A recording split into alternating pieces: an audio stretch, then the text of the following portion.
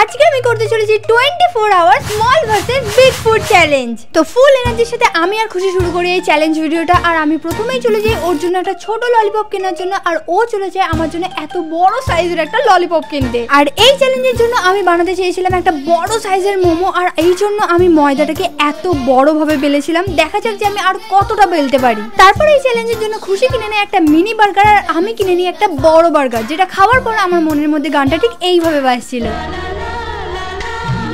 আরে দাঁড়াও, এখানেই শেষ নয়। এরপর আমরা চলে গেছিলাম আরো একটা দোকানে, যেখান থেকে আমরা কিনে নিয়েছিলাম একটা মিনি সিঙ্গাড়া আর একটা বড় সিঙ্গাড়া, আর এটা খেতেও ভীষণ টেস্টি ছিল। শুধু ভালো জিনিসটাই শুনবে, খারাপটাও শুনে যাও। গেম খেলতে গিয়ে আমার সাদা প্যান্টের উপর পড়ে যায় কালারিং আইসক্রিম।